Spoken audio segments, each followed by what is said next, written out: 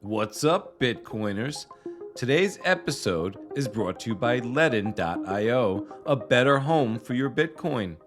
LEDN is a secure, simple, and easy-to-use platform for managing and growing your digital wealth.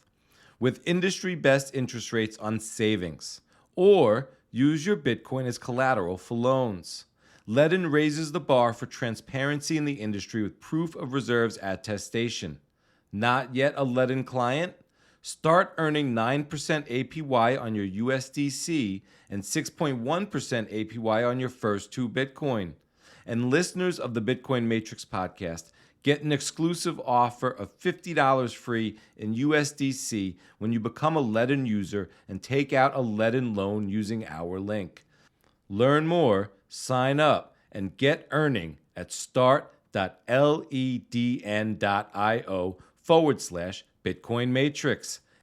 And now, let's enter the Matrix with Surfer Jim, where we do a deep dive into his hypothesis on how Bitcoin is inevitable and he can prove it. What is real? How do you define real? You can't jump into cash.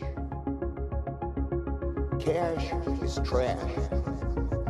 What do? You get out. Surfer Jim is the author of Bitcoin is Real Estate, published in Citadel 21, Volume 4. This is Surfer Jim's third time on the Bitcoin Matrix podcast, and he is still more stoked than you are, regularly. And I'll say the same thing that I said the first time he was on the show. When I hear Surfer Jim speak, whether it's on Bitcoin Kindergarten presenting there or in the Teacher's Lounge, or on Swan Signal Live down in Miami at the Bitcoin 2021 conference, Jim is always speaking his mind and bringing his truth. And again, I thought there's no better person to talk to right now at this moment in time about Bitcoin. Surfer Jim has been on episodes number 17, November 13, 2020, the Bitcoin Radical on First Principles and Bitcoin is Real Estate.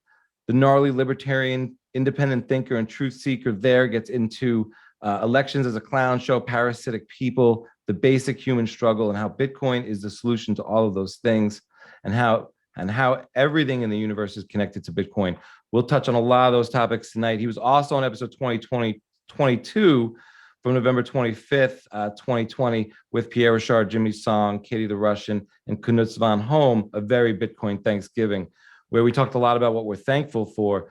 Surfer Jim, welcome back to the Bitcoin Matrix podcast for the third time. How stoked are you? I'm very stoked. I get to surf all the time still, and life is going pretty good. So yeah, I'm pretty stoked generally, and I'm stoked that Bitcoin is in my life. And I'm very happy that you asked me to come back on and talk about Bitcoin, because it's one of my favorite things to do. So thanks. Yeah, man, I'm really psyched to get back into it with you. It's a long time coming, to be honest. So I'm really excited. I'd love to hear, how much you're surfing these days, what surfing means to you after what I'm guessing is 4 or 5 decades of really, a passion. Yeah, 47 years to be exact. Hard to believe I've been surfing that long, but I started as a teenager. I remember my very first day surfing on a borrowed surfboard. Couldn't wait to give it a try. I was already a very good swimmer. My parents had me in swimming lessons from the time I was 4 years old.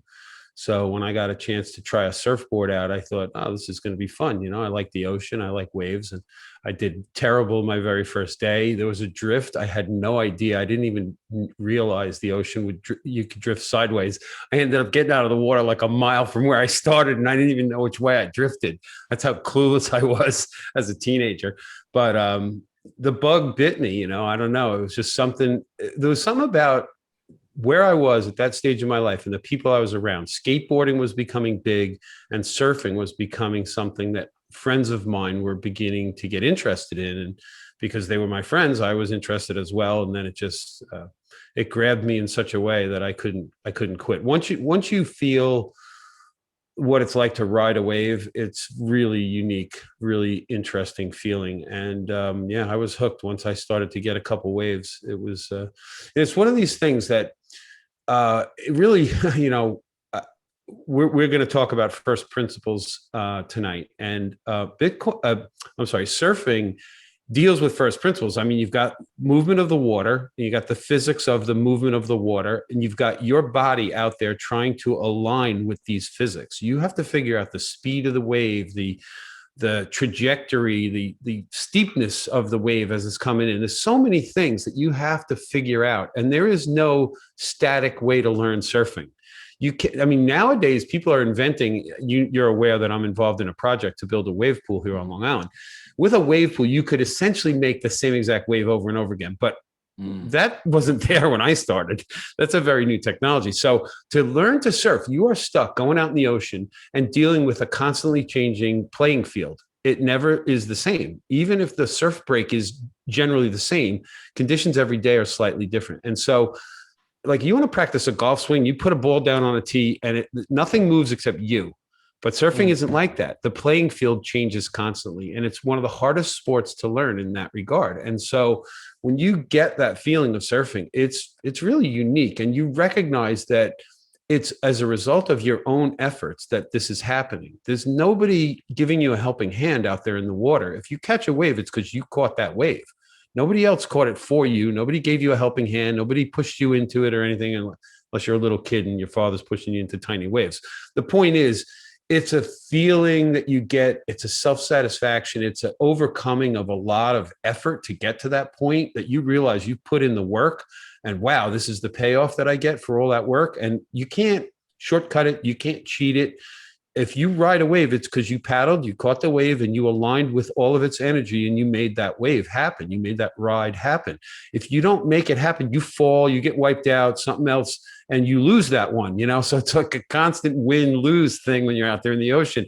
The ocean wins quite a lot. Even the best surfers blow good waves. They do a turn and they mess up and they fall. And so this surfing thing it really humbles you. It brings you back down to earth. It forces you to accept your limitations, your abilities. There's no shortcuts. There's no cheating. There's no lying about it. Like, it's just this thing that forces you to align with nature in a way. If you want to enjoy surfing, there's no shortcuts and there's no cheating. And it's a really unique experience. I don't know how else to put it. But the other thing, I have to say, when you're out there in the ocean, you are literally by yourself. You might be around friends, but you're sitting there with your mind. You're looking out at the waves. You're waiting for one to come in. You've got nothing but your own thoughts in your head for hours at a time. You're forced to literally think for hours by yourself and ponder the world, ponder your life. I mean, it's a time where you have to stop everything else and just sit there and waiting for the next wave. And all you have is your thoughts. I mean, you might be singing songs in your head. You might be thinking about what you got to do after, when you get done surfing, what your obligations are for next month.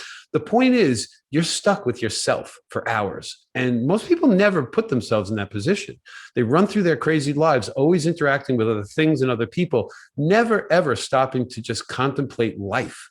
When you're in the ocean for hours at a time, regularly, you are contemplating life all the time. And it's just, I don't know, I think that's a unique thing that most people don't give themselves the opportunity to do. And I'm just, I force myself into that position regularly because I want to go surfing. And there I am by myself in the ocean, staring around at nature, and sometimes just in awe of nature. I mean, when the sun is setting and the waves are coming in and it's gorgeous sunset and you're out there in the ocean, it's really cool and unique. And I don't know, I find this to be one of the most uplifting experiences that I routinely get to give myself, when the ocean comes together and I get to go down there and surf. It's just so fulfilling. And it's just, the stoke has not gone away in 47 years. I'm not kidding you. I'm probably more stoked now than I ever was, partly because I was fat and out of shape a couple of years ago and my surfing was going downhill quick and I was not happy about it. And I turned that around. I proved to myself I could. My surfing's gotten better in the last couple of years. I feel like I'm regressing in my age. I feel younger than I felt 3 or 4 years ago, which is phenomenal as far as I'm concerned, because the stoke just came back, I'm like really excited again. I can't wait to go on some surf trips and go surf some places I've never surfed before. So I don't know. Surfing's just been my identity. That's why I'm known as Surfer Jim on Twitter. I was given that name by a good friend of mine years ago. So that's how I identify, as a surfer first. Yeah. Well, we grew up pretty close to each other. Surfing was really popular even in my high school. I was an okay swimmer. I had a really terrible experience with undertow. I got caught. Yeah. I was lucky a friend was close by. I was already in water above my head, and there was some difficult decisions to make, whether I go with it and go further out into wherever it takes me to the let's say the right, further from my friend. Do I fight to get to my friend now and burn some of my energy? Am I going to have to be rescued by a lifeguard? How old were you? Yeah, I was probably, I don't know, maybe somewhere between 20, 23. That's still young enough to be afraid, Oh, yeah. And I walked away that day with a lot of respect for the ocean, as sort of a wild beast.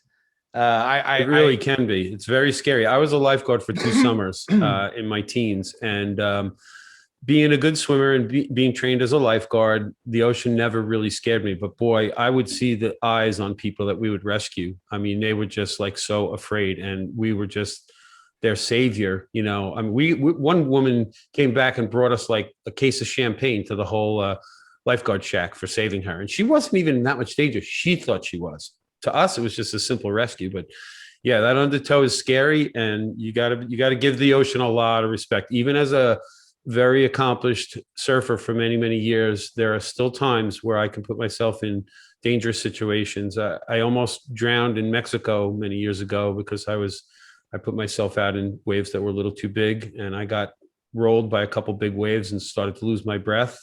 Didn't think I was going to make it. And the crazy part, this is a real eye opener for me. I crawled up on the beach, literally like thanking God that I'm still alive. I couldn't believe it. It's a beautiful sunny day, and not a single person on the beach even know how close I was to dying. And I'm sitting there going, I almost died, and there's not a single person around me that even knows that I was that close. I'm just a guy who just came in out of the ocean sitting on the beach. And it was really weird because life is so, it's hanging by a thread sometimes. You don't even realize it. And like, there was nobody who was going to save me that day. Nobody knew I was out there. I was by myself. None of my friends knew I went in the water. It was a little scary. And I had a lot of experience at that time, and still the ocean got the better of me. So, yeah. I mean, I lived in San Francisco for a while, and I had my surfing experience there. I drove down to Half Moon Bay with a friend. Big waves. Got out there, and it was majestic. I'm sitting on the board, really meditative. But then I start thinking I'm shark bait. And, I'm like, how much time do I have just sitting still on this board? It's not really up to me at the moment. I know attacks are extremely rare, but it crosses my mind. I'm sitting there calculating the odds and tried to catch a wave, and I got my ass kicked, got rolled quite a few times.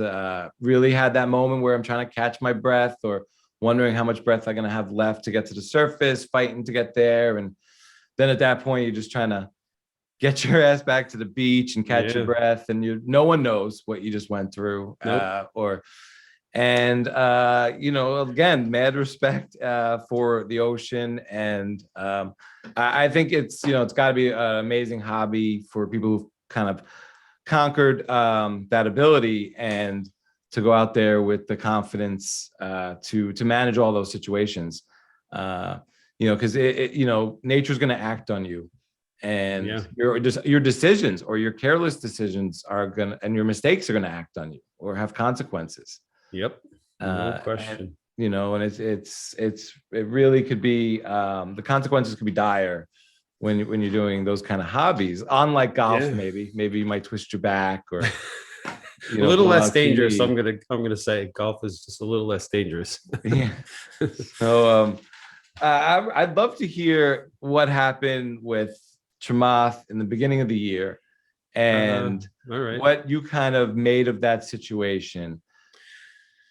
All right. Well, so it really, I sent out a tweet. I tagged Chamath and I tagged Mike Novogratz in the tweet, because I was disappointed that the people putting on the Bitcoin 2021 conference were having those two as keynote speakers. So Chamath had already been announced and I didn't say anything. And then when they added Novogratz, I was like, come on, you guys, why are we listening to these two guys at a Bitcoin conference? And I made a comment that, what is this now, shitcoin 2021? Because those two guys are shitcoiners to me. They promote shitcoins. I think that's bad for society. I think it's bad for the people who believe them and take their advice. And so people that have that kind of a platform, that have a lot of followers, that have a lot of influence, I think it's incumbent upon them to understand what they're talking about. And at least if you're going to promote the other stuff, you need to do it in such a way that it's very obvious what the differences are. And these guys don't go out of their way to even try to explain the differences between all these other shitcoins and Bitcoin. And to me, that's very disingenuous. I think it's also borders on fraud in some ways. And I think when you have a large audience, I think it's very important that you are very careful what you say. That if you leave people with misunderstandings or mislead them in some ways, real people get really wrecked because they're trusting you. Now that's on them. Ultimately, it's on everybody to make their own choices. You can't blame Novogratz for somebody buying a shitcoin when they had the opportunity not to buy it. The fact that they trust him and then they go buy it and get wrecked, if that in fact happens, is not necessarily Novogratz's fault or Chamath's fault, right? Except to the extent that they have a platform with a lot of listeners that just take what they say as gospel because they're supposedly very smart or they're successful or they got a lot of money or whatever it might be that gives them the reputation to get all those followers in the first place. So I feel like as your profile increases, what you say and do matters a little bit more. It affects more people potentially. And for those lazy people who don't verify and simply just trust, which we know in Bitcoin, we don't trust, we verify. To those people who are too lazy or don't have the time to do that and just take your words as gospel, that I just feel like there's a responsibility level that comes with notoriety that a lot of people that have notoriety don't take seriously enough. And I think these two guys are examples of that in this space. So I send out a tweet. I don't like the fact that these guys are going to be speakers. The people at Bitcoin Magazine, I give them a lot of credit because they had me on to discuss it with David Bailey, the CEO of Bitcoin Magazine. And it was I feel, a very respectful, very cordial conversation that we had. I got my point across. They got theirs across. But Chamath didn't like it. Apparently, he saw the tag and he decided to tweet back at me. And he basically belittled me, saying how I'm living in my mommy's basement or something like that. Meanwhile, I'm older than the guy. I got whatever I got. I mean, he's got way more money than me. That's fine. I don't really care about that part. But I don't think he has more integrity than me personally. And so when he went after me, literally the Bitcoin community just jumped on him, right? It wasn't me so much. I mean, there was literally 4 tweets that turned into weeks, if not months worth of back and forth between not just me, but him and all kinds of people. And eventually the crazy part is that he was a speaker at Bitcoin 2021. People were calling for him to be fired, but Bitcoin Magazine wasn't going to fire him. And to their credit, they shouldn't just fire him. They should, and also to their credit, they said that he was not allowed to talk about shitcoins. It was a Bitcoin conference. If he's going to be a speaker, his talk had to be about Bitcoin. And apparently he agreed to do that, which that part is all well and good. But he used, so this is the part I think is really, this goes to his integrity and his credibility. Here's a man who's very wealthy, very busy. He's got a lot going on. He's asked to schedule a talk in Miami that he has to go to months in advance. He agrees. He's got all the ability in the world to do whatever he wants with his schedule. He's got all the money in the world. He doesn't even probably have to work. And yet somehow, right before the conference date came around, there was a conflict in his schedule and he couldn't get to Miami. Now, wait a minute. Whose schedule is this? Yours or someone else's? Like, who's in charge of your life? You or someone else? So somehow a conflict showed up just magically. He couldn't make it to Miami and he wanted to do his talk remotely. And they said, oh, hell no. No one's doing remote talks at this thing. Everybody's got to be in person. That's the way it goes. He knew that from the beginning. He literally quit using I can't get there as his lame ass excuse because there's no chance he couldn't get there. He could have got there. This guy is not beholden to anybody at this point. He's got more money than anybody, half the people on this planet. He could choose his own schedule. He can cancel anything he wants to cancel. He doesn't need the money. He doesn't need there's no business deal that's going to fall through that he has to be involved in. Like, what could possibly could be the conflict in his schedule that just magically showed up a couple weeks before the conference? So he basically bowed out. He quit because I think he was afraid he was going to get booed off stage, and he probably would have got booed by a lot of people because there's plenty of people that still thought he's a scammer like I do. And it's hilarious because literally the Bitcoin community caused him to quit at being a keynote speaker at that conference. He's got no balls to stand up to his own position. He took a position. He came after me. He couldn't defend it. He was chased away by the Bitcoin community, essentially. I don't know. I don't know how else to put it. I mean, I sent out literally like 2 tweets, and he responded to like 4 tweets, and it turned into this whole crazy thing. So to me, it was like a big whirlwind because I didn't see it coming. I've been tagging people for years on Twitter, and most people don't give a crap what I have to say. And all of a sudden, this blows up, and I end up with a whole bunch more followers, which is cool. I mean, it's nice that people want to hear what I have to say.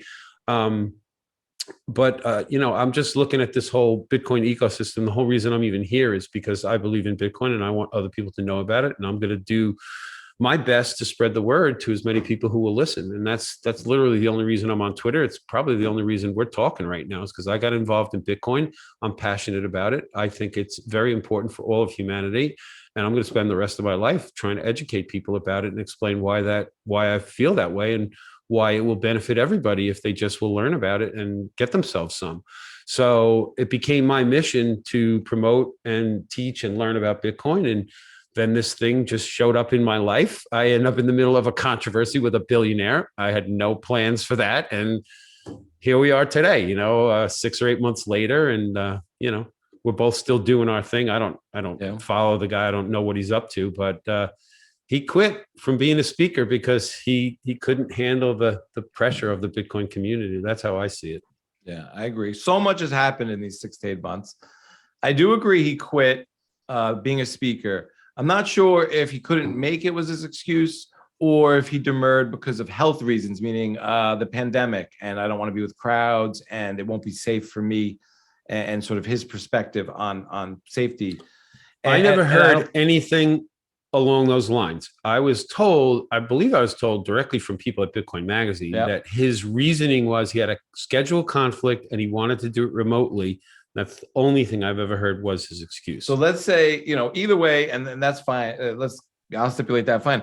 And let's say he's the one who quit on the invite, but he was invited. Do you think like he should, from Bitcoin Magazine's perspective, like, what do you think? Should he be invited to the next one? And if he was invited to the next one, would you be on a panel with him? Oh, wow.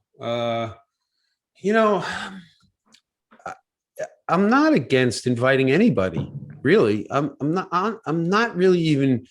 My whole complaint was I thought, to me, it was a Bitcoin only conference. And then why do you have people on as keynote speakers that literally promote shitcoins that say you should buy this other thing? And, to me, that just doesn't go with the ethos of Bitcoin. So from the magazine's perspective, I didn't get it. Now, after talking to them, I understood that the rule was you're coming here because you know about Bitcoin, you have involvement, you've been around, and we want to hear what you have to say about Bitcoin. From that perspective, I would be happy to hear even him talk about it if he's going to talk about it positively with truth. And so I'm not against the person specifically. I'm not against them even offering him a speaking position if those are the rules, if that's what it's about, right? If it's about shitcoins, then fine. I won't be going to that conference. So would I be on a panel with him? I guess I'd be willing to. I don't know, I don't want to put myself in a position where I get sort of cornered in some way that I'll find myself with the inability to have a debate at some level because they bring up things I'm unaware of or something. Like, I don't know. I don't know how it would go because I don't know what kind of subject matter could be thrown my way that could make me look silly compared to him or something. You know what I mean? Like, I just don't know how something like that would go. But I guess if I knew the topic, if I knew the parameters of what the discussion was going to be about and I was comfortable with it, sure, I'd be on a panel with anybody, especially if I'm going to have to disagree with somebody and I'm going to have to use my logic to show why their logic doesn't hold true. So in certain circumstances, I'd be more than happy to have a discussion with anybody about Bitcoin. But in other cases, maybe I'd be a little hesitant. So I'd have to know what the circumstances were going to be. But I'm not against it. I'm not against him being a speaker. I'm not against anybody really generally. I'm just against people that bullshit to get their way through life. Like, so a guy like Chamath uses regulatory capture to make millions of dollars, right? He uses rules written on paper by humans that give some people advantages over others. This is what's wrong with government at every level. These are just other human beings that write words on paper that give themselves privileges that take away rights from other people. A perfect example, I'm going to bring this up because it's a sponsor of your program, LEDN. Right? They will loan you money against your Bitcoin, except not in New York, because the parasites that run this state have written words on paper that make it very difficult for that company to do business here. Now, Mauricio, one of the founders, reached out to me because I bitched about LEDN the other day because I didn't know I couldn't use their services, and nowhere on their website was it obvious. And so I applied for a loan against my Bitcoin. And I did all the KYC stuff. So they captured all my information until the very end when I actually said, okay, I want this loan. It said, oh, sorry, we can't give it to you. So I was really pissed off that they allowed me to go through that process. They're going to fix that. Mauricio was very cordial to me. He agreed it shouldn't have been that way. I should not have been led down that road. And he promises to erase all my private information off of their servers. Who knows if that'll ever happen, but I'm going to trust the man. He seems like a nice guy. The point is that here's a company trying to build out the Bitcoin ecosystem. They're willing to sponsor your podcast, which I think is very noble of them because I think you're a good guy and I think your podcast is very good. So I give them a lot of credit for wanting to throw some money in your direction to help you get the word out. I think that's awesome. I also think it's terrible that as a company, they can't do business with adults in a state because the words on paper prevent them from doing business here when everybody else in the world thinks it's no big deal. So we got a bunch of crazy humans that run this state that prevent other humans that should be equal to them from living freely, right? This is insanity. And this is the way of the world, right? We got some humans that control things, and all of it stems from the control of the monetary systems of the world. All of these edicts that come down from governments at every level that give corporations benefits that other people don't get, it all comes from the people that control the money. And once that is taken out of their control, everything will get fairer on this planet. There won't be a handful of people that get to write rules that everybody else must obey. And the only reason they get away with this is because they have enforcers that are willing to take the money they control as payment to enforce those words on paper. And as soon as the money that those enforcers get paid becomes worthless, which it will, the US dollar is heading towards hyperinflation and nothing's going to stop it. Ask Greg Foss. It's 11th grade math. The US dollar is done. It's only a matter of time. And so when all the enforcers at the military level and the police level, at all levels in society, all those enforcers are not going to be loyal to those parasites that write those words on paper because the money they're getting paid is going to be useless. So one day this all gets fixed because of Bitcoin. But right now we got a lot of inequity, is that the right way? Inequity, injustices all over this world because some people control money, get to write words on paper that other people will enforce that make rules for thee and not for me. It's terrible. Yeah, I agree. And I think we're going to really get into that shortly. Also, Mauricio is a great guy. I've gotten to know him over the last couple of months. He's going to come on the show in a few weeks to talk about LEDN in a lot more detail. I'm super excited for that. With Chamath, I remember hearing on McCormack a couple of years ago. The conversation was a lot more about legacy, the legacy fiat system, and a little bit more of that kind of secular nature. I thought he had a lot of insights about that system. I mean, obviously, he's gamed it really well. I agree a lot with what you're saying about regulatory capture. I think he goes further into reputation washing. And whether that's through sort of social and cultural endeavors, through philanthropy, it's a form of washing your reputation, making you look like the good person. And I think that's a form of regulatory capture because you're almost lulling the masses to sleep. You're feeding them what they want to hear, things that are going to make them feel better. A lot of what he says is wrapped up in cliches. What I found so offensive about it was it just felt like he was really punching down. And what I mean, it's not that he's above you. It's just that, like, why are you going after the fight in this way? I felt like it was sort of a below the belt punch. And I think what and I think an apology would be really, for me, I'd like to see something of an apology before, like, somebody like something like Bitcoin Magazine invited him back to speak. I would like to see him address the situation. And I think his bowing out was his sort of like lowest form of an apology, or not even an apology, but just he's not going to confront the audience like in a way that maybe Floyd Mayweather did. I don't think he should have been necessarily invited. I think he's a consequence of, Bitcoin is a huge tent, and they're trying to throw the biggest party of the year. And you're trying to even just appeal to people that aren't even hardcore Bitcoiners. You're really trying to bring everyone under the tent, and for all different reasons and all different kinds of ways to excite them and entice them. And I think Floyd Mayweather is sort of indicative of that. And going through the Chamath thing, watching the Floyd thing, at first I was kind of like, this is, why this thing is too big. And but after a while, I kind of really enjoyed the audience's reaction, Bitcoiners' reaction to him, the way they stood up to him and his ideas. I thought it was fascinating that he didn't bow out like Chamath, that he went headfirst into the, sort of the headwinds. Even I think it was sort of ill thinking. I don't think he had any rational logic there. It made any sense. But I really enjoyed the crowd's reaction to it. I found that the further I got from it, the less angry I got, the more entertained by it I got. Yeah. And the more I just started to appreciate being at the carnival. And I'm not saying I like to go to the carnival every weekend, but it is kind of like Lollapalooza or sort of like the Burning Man of Bitcoin. But, I do want to bring up toxic maximalism. My wife says hi. But she kind of wanted me to ask you about more directly toxic maximalism and what you think about that, and kind of reflecting a lot about maybe this year and your profile getting bigger, and just sort of what you might have either just experienced this year or reflected on, or what that even means, or is it important? All right, so this toxic maximalism thing, it sounds terrible, but it is the highest form of integrity you can have in this space, as far as I'm concerned, because there is only one of these, I even hate to use this word, cryptocurrencies that matter, right? I mean, there's this ecosystem of what general society calls cryptocurrencies, but there's only one that is relevant. All the rest are going to zero, in my opinion. So I routinely say to people, there is a technological wall that Bitcoin is on one side of. This technological wall.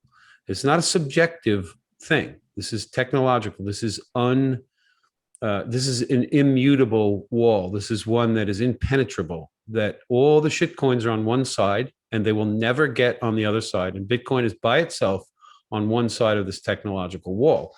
And it has to do with all the elements that brought Bitcoin from its starting point to where it is today. So we're aware of what we call the immaculate conception, where, it was born out of nothing. Nobody knew about it, so nobody cared about it. It had no actual value until humans decided to give it some value. And it wasn't until the network got bootstrapped and it got picked up by some strong believers in the concept, right? This is not general society. It's a very small group of people that said, hey, this thing could turn into something. Let's make it work. And so some really, really devout people that thought of not only the concept, but the technology, and wanted to make sure it didn't fail. And we were fortunate as a species on this planet that we had a handful of really smart people that were willing to give this thing a go when nobody cared to break it or wreck it or get in its way. And they were able to work out some early bugs, and they were able to work out some kinks and figure out some things. And then more and more people that have integrity and honesty and the desire to do good. I think we're fortunate that some of the very first people that got involved in this whole thing were people of that that type, that we're doing this because it helps everybody, not just them.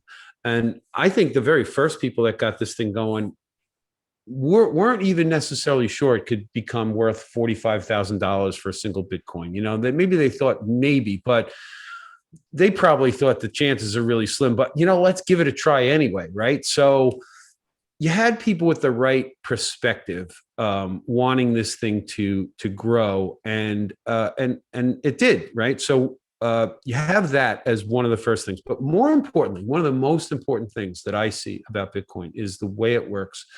And the fact that you have a system that is self-regulating with nobody in charge of it anymore. And there is not another cryptocurrency out there that can have this, that can make this claim. And what I mean is that you have, I refer to Bitcoin as an Excel spreadsheet when I'm trying to give people a visualization about what this is, right? So an Excel spreadsheet has an unlimited amount of boxes in it. Consider every box as a Bitcoin address, and that address can hold something in the box or nothing. So Bitcoin represents a giant spreadsheet where people control these boxes with digital signatures, and they can move the contents of the box from one box to any other box by signing a message. And they then broadcast that to the entire worldwide network, who then takes that message and run some checks on it using some math to decide if this is legitimate. Is the Bitcoin in that box legitimate? Was it born within this system? We can trace it back to its origin, so we can tell, okay, yes, that's good Bitcoin. Number two, does this person have the authority to move it? Do they have the signature that corresponds to the public key that's going to say to me, change my copy of my ledger, right? So everybody's got their own copy. Every node on the system has their own copy. So I see the transactions coming across my full node. My full node runs all the same software and decides, am I going to update my ledger? And everybody's doing this. And we're all trying to decide, should we update and make these changes that somebody is saying they want changed? Move the Bitcoin from this box to this other box. So the process that allows us all to trust this is done through Bitcoin mining, right? So you have a whole bunch of people out there recording these transactions, and they're putting them in something we call the mem pool, the memory pool, and they sit there waiting to be confirmed into a block. So what is a block? A block is a bunch of math, right? It's a bunch of transactions. This is, again, gets into the technical end of this, but all Bitcoins are simply digital files, and every single digital file could be turned into ones and zeros. And in the binary world of computers, ones and zeros are how everything is looked at, right? At the most basic level inside a computer circuit, there are circuits that are either on or off. That represents the one or the zero. So electricity is either flowing or it's not. That is all of computing. That is everything in the digital realm is broken down into ones and zeros, electric currents that are either on or off. When they're represented as ones and zeros, you can do math on them. Okay, so some really smart people came up with something called a hash function, where you could take any string of digital data, run it through this hash function, and get a result that's the same size every single time. It doesn't matter how big the input is, the output is the exact same size. We call that SHA-256. So this technical invention of taking all these transactions and hashing them together is what allows this system to work. So now what is this hash? What are these people that are mining looking for? Well, they're looking for a number. They're looking for a number that's lower than a target number, right? This is really obscure concepts, very hard to get your head around, but every single block in a Bitcoin, every single transaction in a Bitcoin block is a bunch of ones and zeros that have been combined. A hash has been run across them. And when somebody runs the right hash across these transactions, or I should say, I didn't want to get this technical, but I do need to explain some things to people that are listening that don't understand what I'm talking about. When you run this hash algorithm on these transactions, if you change nothing and run the hash algorithm, you'll get the exact same answer. So if the answer was wrong the first time, you want to change something that allows you to get a different answer, right? Because you're looking for an answer that is lower than a target number. The target number is given to you by the software, not a person. We call that the difficulty adjustment. We know it happens every 2 weeks. So all the people out there trying to get their block added to the blockchain are trying to guess a number. It's not a complicated math calculation. It's a very simple one. It's just one that has to be done millions of times every minute or every second in order to get this answer, because this SHA-256 algorithm works the same way every time. Any amount of input going in will give you a string at the end that's the same size every time. So in order to get that string of data at the end, which again is ones and zeros, which represents a number, in order to get that number below the target number, you have to keep guessing, and you have to change one item in your guess. So all your transactions stay the same. Your personal input into this transaction, so that everybody knows who you are, stays the same. And you change one thing we call a nonce, right? So Bitcoin miners every day are changing this nonce thousands of times per second, re-guessing to see if the answer gets under that target number. That requires electricity in the real world, right? So this is the only way to tie the digital realm to the physical realm that we know of, that is immutable, that is not under the control of individuals, that is not subjective, it is completely objective. And the entire world agrees every 10 minutes on this system, literally. Like the entire Bitcoin network, every 10 minutes roughly, agrees that the math was done correctly, that the transactions in the blocks are all accurate and have proper signatures, right? All of this stuff is verified by the code. There's nobody dictating who the next block gets awarded to. And as you and I both know, if you're a miner and you propose a block to the network, if you hash the transactions in that block with the right nonce and get the right answer, you prove to the network your answer is lower than the target. The network then takes your nonce, plugs it into the same equation, and in a millisecond recognizes, yes, your nonce with those transactions got the answer the network was looking for. You then get credit for the block. So that block of transactions gets added to the blockchain, and you get some brand new free Bitcoin out of the system. So the Bitcoins are created within the system. They are controlled within the system by math that is also within the system that nobody gets to change ever, right? The rules are stuck. Now, we as a society can change the rules if everybody on the network agrees. We've also made changes that are backwards compatible. That is to say that if you don't want to accept the changes, you don't get kicked off the network. But if you do accept the changes, maybe you get some enhanced benefits the way the network works. But this system was built in such a way that nobody can shut it off. Nobody can change it without the permission of everybody else. And nobody runs it. It runs itself and it adjusts itself. If a lot of people want to start mining Bitcoin, the blocks will start to come in faster, and the network will monitor that. And after a 2-week period of time, we'll recognize that on average, these blocks have been coming in too fast, and it will make it harder for everybody to guess. So the difficulty adjustment just literally changes itself, and nobody can stop it. So we've now got a system that runs itself. It has grown in its network effects around the world to the point where so many people now use this set of rules that no one can stop this. There's not a single government on the planet that can shut this off. You'd have to shut off all the electricity and all the internet on the whole planet to shut off the Bitcoin network, which is never going to happen because everybody depends on electricity and the internet at this point.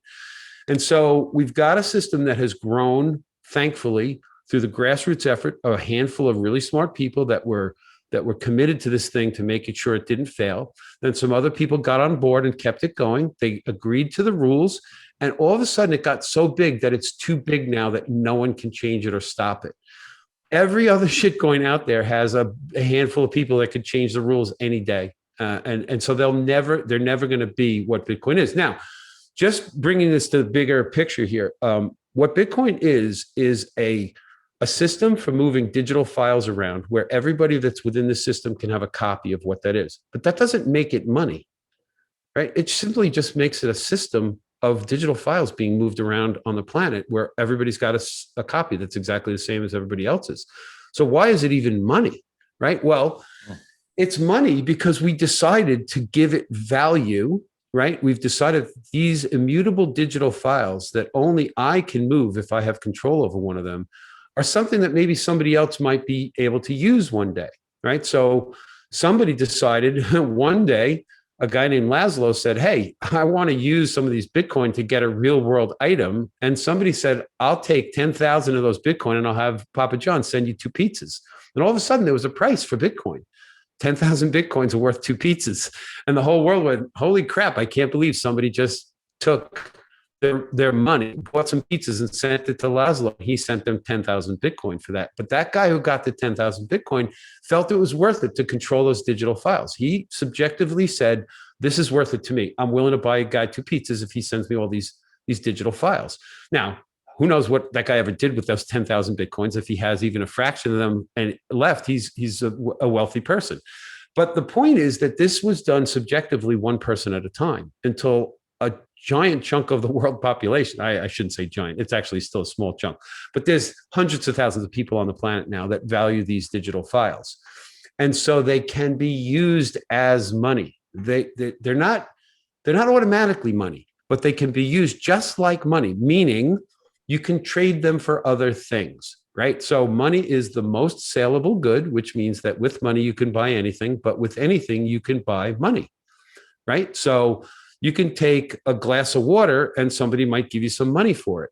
You could take enough glasses of water and somebody might give you a car for it, but that's not as easy of a trade to make, right? So humans created this concept called money that allows us to move away from barter. Thousands of years ago, we figured this out. And so we created different things to represent the concept of money. Right? Different things were money in human society. Shells and glass beads and eventually gold became the best form of this concept called money. It's a concept. It's not real. It's not even necessarily physical. I mean, most of the money people use right now is digital money on their credit cards and their Apple Pay or whatever they're using, right? So money is a construct that we agree on as humans, and we then use something to represent the value of the money. It was gold. It became paper dollars. Now we have something called Bitcoin that can act as money. And it's a better money because nobody can mess with it and nobody can manipulate the supply, which is one of those important factors. If you're going to have something called money, it needs to be scarce. And the scarcer it is, the better it can function as money. We understand this because we study this stuff. The average person listening to me might not get that concept. And I would encourage them to study the history of money, reading Nick Szabo's seminal article, Shelling Out, which describes very well the whole history of money and how we got here. So there's a lot going on with this Bitcoin thing, but it is now on one side of a technological wall that the rest of them can never get across because the conditions for them to get there are no longer present and never will be. Right? The cat is out of the bag. You cannot launch a brand new cryptocurrency and expect it to get bootstrapped in a grassroots way, the way Bitcoin was, because now people see it as, oh, the next one, I'm going to get rich quick. So I'm going to buy me a bunch. Right. And they're all controlled by a small group of people that are manipulating. And then they're going to tell you how they're going to put real estate on the blockchain or all this other stuff. Everything's going to be on the blockchain. That's never going to happen because the only thing you can do with a blockchain is to create and manage and move around digital files within a closed loop system. That's all a blockchain can do. And as soon as you try to tie the outside world to it, you need a trusted third party, except in the proof of work that we call the Bitcoin mining ecosystem. That is, the tying to the physical world is through the use of electricity. The network monitors how much electricity is being used through the speed at which blocks are added, and it will adjust itself to keep that speed at approximately 10 minutes. And so nobody gets to mess with this system because the code regulates itself. And it regulates itself, tying itself to the outside world indirectly in a way that nobody can fake, right? The amount of guesses it takes to get a block added to the network can roughly be translated into an amount of electricity that must have gotten used. It doesn't have to be exact, but you couldn't have gotten the answer to one of these, this SHA-256 guessing game that they're all involved in, had you not spent some electricity. You literally could not have done it, which proves you spent the electricity. It's what we call proof of work. You spent money. You did some actual work. So the network gets to prove itself to itself. We don't need to get some third-party authority saying, hey, this is the next block. Look, I'm saying so. No, that's not how it works. The network tells us itself. It is completely self-regulating. It's the only system on the planet like this. The only one. There's not another system on the planet like this. It's absolutely mind-boggling and amazing. And we get to now use it as a form of money. And this straightens out so much of what's wrong with the world because we now have it. So I hope that wasn't too technical, too off the deep end. I don't know. That was awesome. What came to my mind as I kept thinking about it, I think about this all the time and try to articulate it in various different ways to different people. So hopefully I answered your question thorough enough for those listening. We're going to go a little deeper and push it a little harder. No problem. So before we get back into this fantastic rip with Surfer Jim, I want to tell you about Bitcoin 2022, the conference which celebrates Bitcoin over 4 days, April 6th through the 9th, with 4 different passes.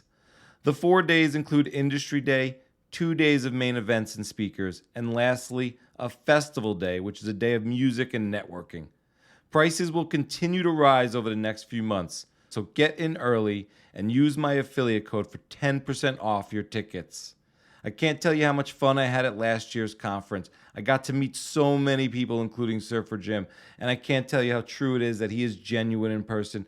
I saw him at the pleb party, and I gave him a hug, and then he asked me who I was, and I had to tell him, it's me, Cedric. It's great to see you, buddy. And he gave me another hug, and we spent some time together, and I saw him a lot that weekend. This year, they're adding a 4th day for the Sound Money Music Festival. I'm sure it's going to be off the hook. I'll be there. Meet me there, and let's grab that beer or just shoot the shit about Bitcoin. So go to tixr.com/PR/Cedric2022/26217 and remember to use the code Cedric2022 and get 10% off your tickets to Bitcoin 2022. You are not going to want to miss this incredible event. And now let's re-enter the Bitcoin matrix with Surfer Jim, where he gets into non-arguable first principles and how they act on us.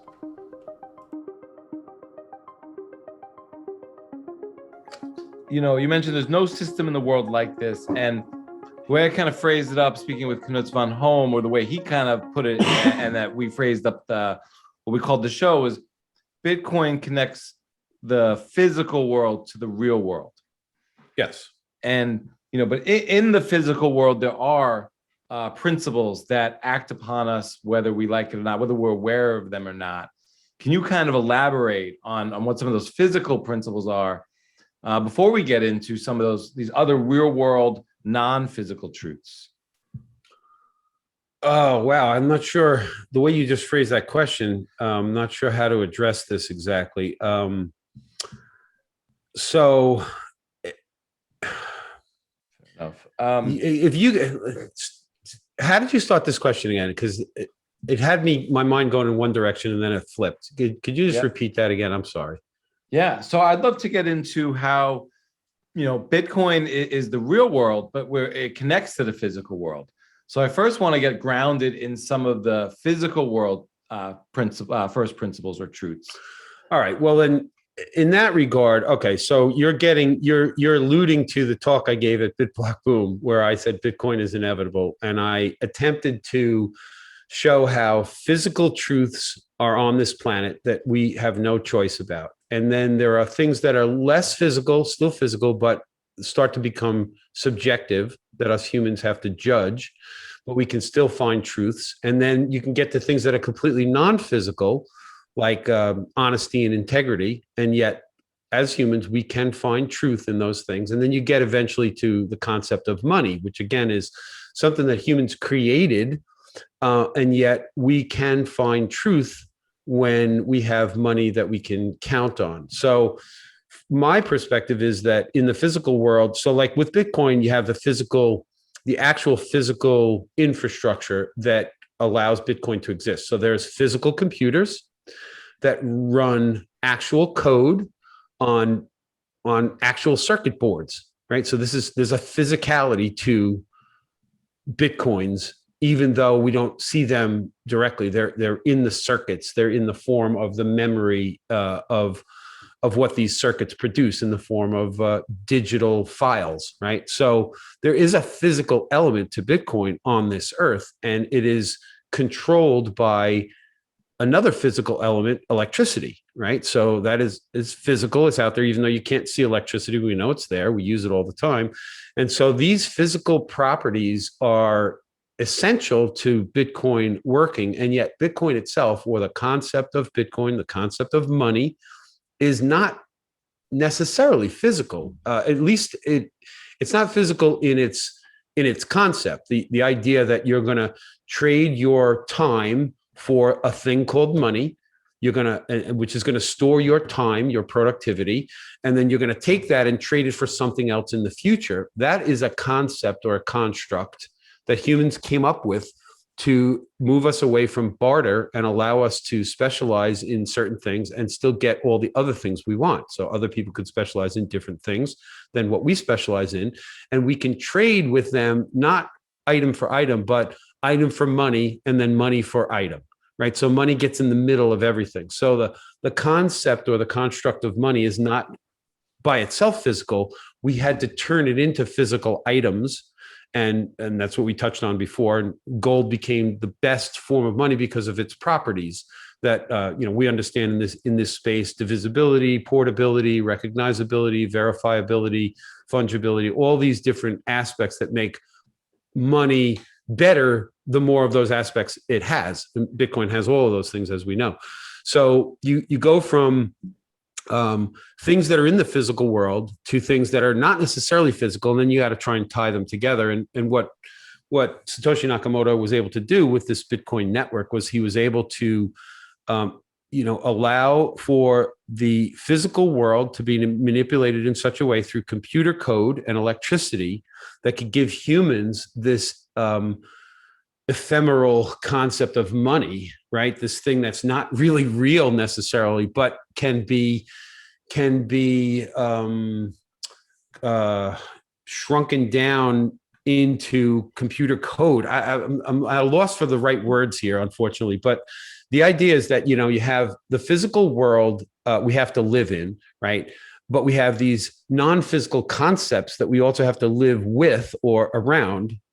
But before we get into the non-physical concepts, I really do want to touch on, as Bitcoin as a source of truth, or is truth, and that there are standard universal perceptions that we have about the world. So Bitcoin is truth, but it's also a choice. It's a concept. Money's a concept. Yeah. But some things are subjective, yet like in the sectors of like images or sound or taste.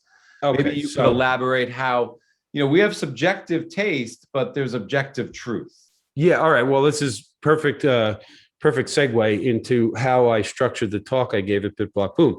So I started out with some very physical concepts like gravity, right? You don't have a choice. One of the things I like about first principles is I like this statement: first principles act on us regardless of our knowledge of them or our attitude towards them, right? So gravity is a perfect example. You don't have to know gravity exists. It's going to act on you. You can argue with me all day long, but you're going to win that, or you're going to lose that argument, because gravity acts on all of us, even if you don't know that it's there. Now, you could know about gravity and dislike it and decide to walk off the, top floor of a building, believing gravity is not going to affect you, and you'll be wrong because gravity doesn't give a crap, right? So your attitude has nothing to do with it. First principles act on us all day long, and we don't have a choice.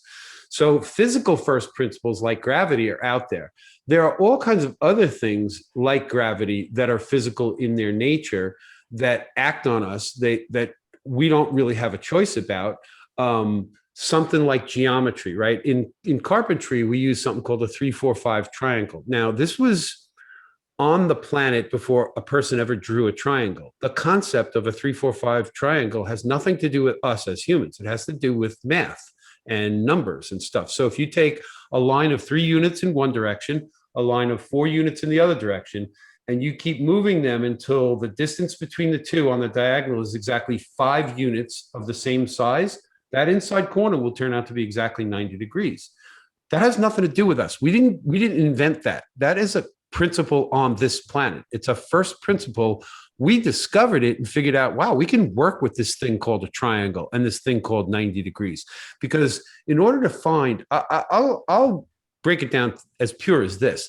Everything on this planet deals with gravity and plumb and level, right? So plumb is simply a weight hanging straight down on a string, pulled by gravity straight down at the position you are on the earth. That is perfectly plumb. Gravity is pulling straight down towards the center of the earth. If you want to know what perfectly level is, you need to find 90 degrees off of that perfectly plumb string. So that's where a 3, 4, 5 triangle comes into play. You can figure out perfect levelness from perfect plumbness if you have a 3, 4, 5 triangle. These are first principles of this planet we have no choice about. We get to work with them. We figured them out. We gave them categories and titles. We figured out how to measure them. We created standards around them, but they're here already. We didn't choose them. Now, every single product that's on this earth had to deal with plumb and level to come into existence, because every single machine in every factory has to be plumbed and leveled to figure out if it's going to produce the products that it's meant to produce. Everything. Nothing gets away. Nothing gets to cheat on these principles, or it doesn't come out good, right? This is just an absolute. And your 3D printer, one of the most critical things is the bed needs to be perfectly level. Everybody that owns a 3D printer gets this, because the X, Y, and Z coordinates that, again, humans have created a way to measure things. We've said there's an X, there's a Y, and there's a Z coordinate. That gets everything in 3 dimensions into a measurable perspective, right? So for a 3D printer, your software is working with the X, Y, and Z coordinates, and it's sending signals to the physical structure. If the bed on the print where you're printing your 3D object is crooked, those X, Y, and Z coordinates are not going to line up, because you didn't start with plumb and level like the software thinks you started with, right? The software is based on perfectly straight up and down, perfectly sideways in both directions. So if you try to print something on an unlevel printing bed, it's not going to come out right, because the software doesn't know that the bed is not level. So all things that we have are created with machines that had to start out with somebody building a building and making the floor level in the factory, and then setting the equipment up and leveling the equipment so that everything has a standard to start with. The standard on this planet is gravity. That's everything comes from that, literally.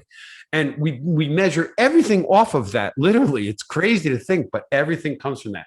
So, you can get into other things that we have, again, uncovered about the physical world. So I talked about the 3, 4, 5 triangle, which is simply a wedge or an inclined plane. And humans have used inclined planes to do things like build pyramids, to move big, heavy rocks way up high. If you just push it over a really long slope, it gets a lot easier instead of lifting it straight up on a rope. So we've used these principles to build the world around us. Then we figured out, the idea of something that's a circle, right? And then we've cut that up into 360 degrees, and there's a whole story on how that happened. But this is, again, something that's on the planet that we discovered. We figured out what it was, how we could work with it. We gave it measurements and categories and whatnot. And then you got things like chemicals that are just out there, all kinds of substances on this earth that are here. We have no control over them. And when you combine 2 specific chemicals, you'll get a reaction sometimes, and us humans have figured out that over a long enough period of time, we've combined all kinds of things on this earth, and we've watched what happens, and we've said, oh, wow, look at that. This reaction takes place. Can I do something with that? We invented gunpowder as a result of mixing a few chemicals, and we were able to send projectiles across the battlefield and kill our opponents. Inventions that came about because we figured out the first principles on this planet. Some stuff that is here, we figured out how it works, how to measure it, how to work with it, right? So those are all just basic physical first principles. Then you touched on some things that are a little more subjective, and I got into this in my talk. So you can go from physical, those types of pure physical things that we don't get to control and we have to work with, to something like imagery. I've been into photography since I'm a teenager, and I found that in photography, there's a whole bunch of, you go to learn about photography, you want to learn to be a photographer, you're going to learn about all kinds of parameters around photographs that make what people consider a good photograph. And I use the example of what's known in photography as the rule of thirds, where you can divide most pictures up into a tic-tac-toe board. Not all, but a lot. And there's a reason why that arrangement of elements in an image is appealing to humans. Now, I don't know what the reason is, other than if you poll enough people, you will find that more people gravitate towards images that fit these parameters than the ones that don't. And so, although it's subjective, if you ask enough people, it's like running a chemical experiment enough times, or trying to break a steel beam in half enough times.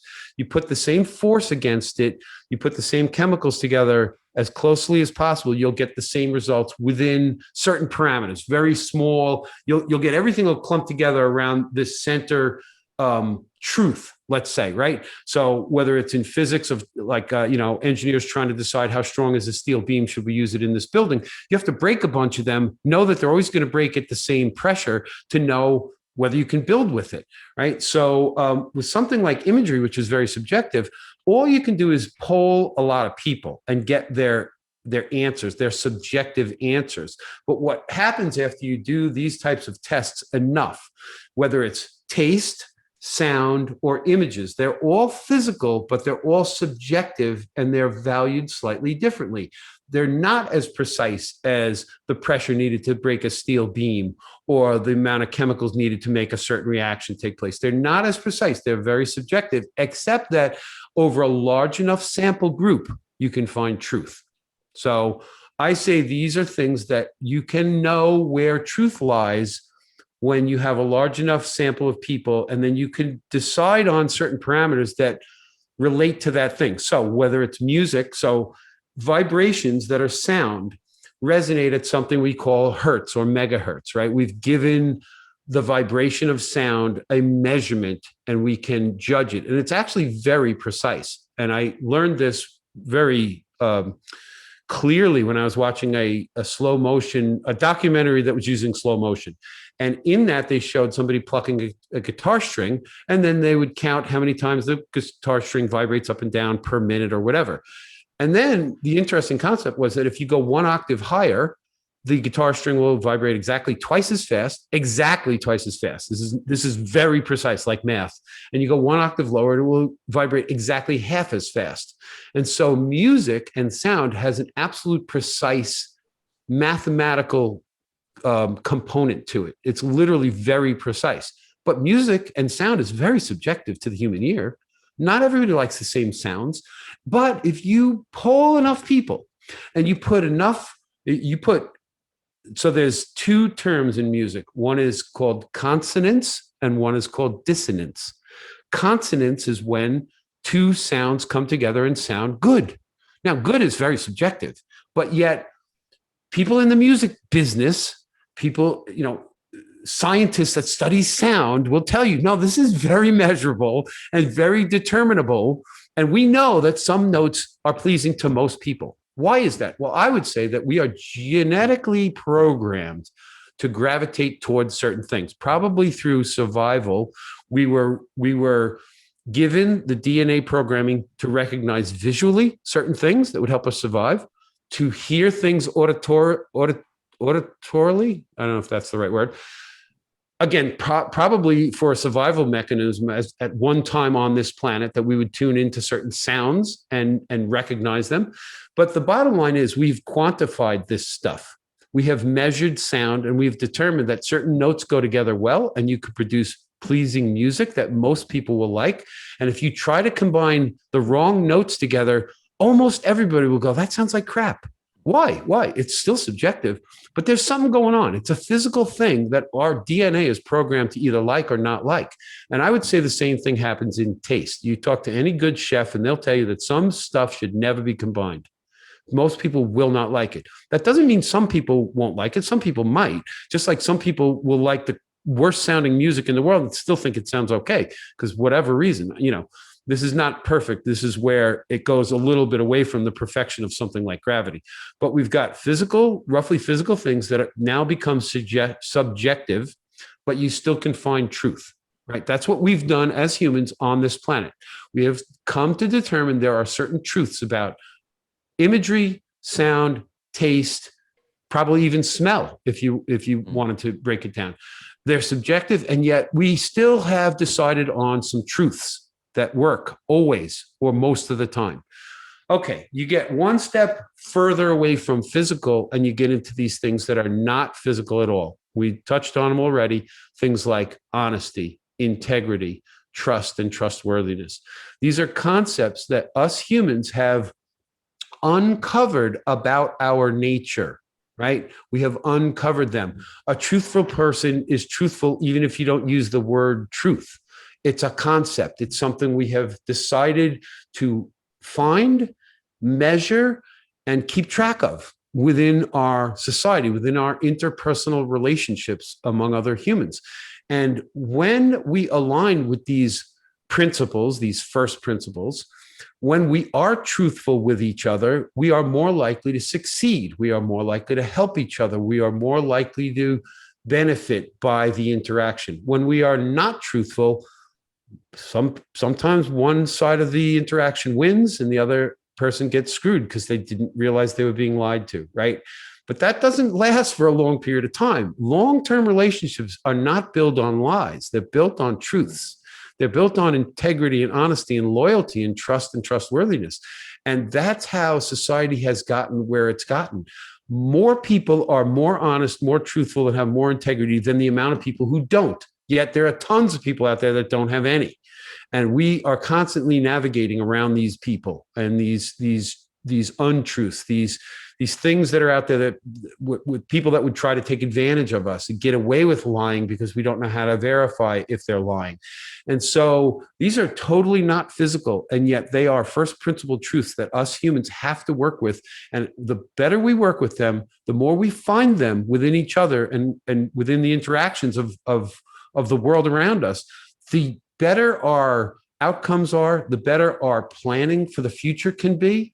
The better our ability to navigate this crazy world that throws, roadblocks in our way all the time that are no one's fault. The weather, knocks a tree down and the electricity goes out in your neighborhood, and all of a sudden you've got to deal with some real physical realities. But if you can trust the electric company to tell you, we're going to be fixed in an hour, but they're lying to you, they have no idea when you're going to be fixed, and 3 weeks later you still don't have electricity. Man, it sucks that you counted on them when they lied to you and told you it'd only be an hour and you'll get your electricity back, right? So we count on truths, we count on integrity, we count on honesty all the time around us, and we get screwed all the time by people who don't honor that stuff. And yet these are first principle truths that are there in this world, and we have to try to work with them, right? Even though you can't really measure truth. It's really hard to measure what is truth. I mean, sometimes it's very obvious what is truth, but not always, right? So these are very, like I said, non-physical first principles. And then, the most non-physical first principle is the concept of money. This is where my talk at Block Boom was meant to lead. That is, I hope I've made a strong enough argument here that these are truths, and we can find them if we ask enough people, do enough testing, and figure out where they actually land and try to quantify and categorize them in such a way that we can know when they exist and know how to find them. And I just think money is the most, let's call it the most non-physical first principle that we have created as a species. So like money has nothing to do with, specifically nothing to do with honesty or integrity, right? These are human characteristics that allow us to interact with each other. But they're very